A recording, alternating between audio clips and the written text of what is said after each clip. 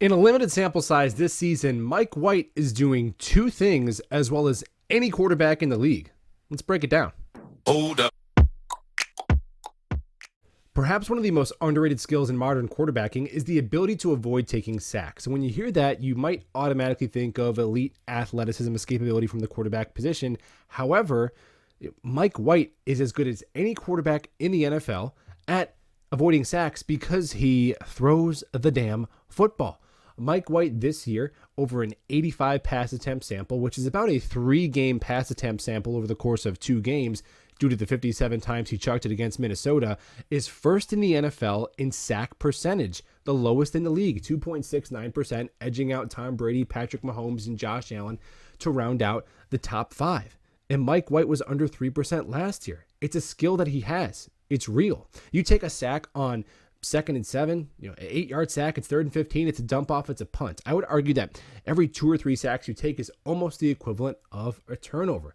If you want to compare some other Jets quarterbacks, Joe Flacco and Zach Wilson are both in the bottom 12 in the NFL in this category this year, behind a lot of the same offensive linemen, and Mike White has never had the pleasure of AVT blocking in front of him. Now, one of the biggest criticisms of quarterback Mike White is the ceiling, the arm talent. Defenses are going to stack the box against his noodle arm.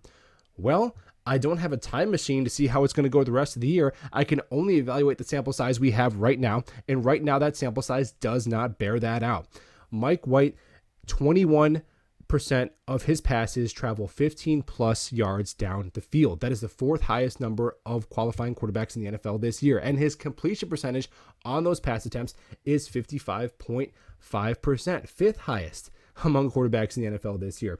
Mike White's pass attempt rate and completion percentage on balls 15 plus yards down the field are virtually identical to Josh Allen's this year.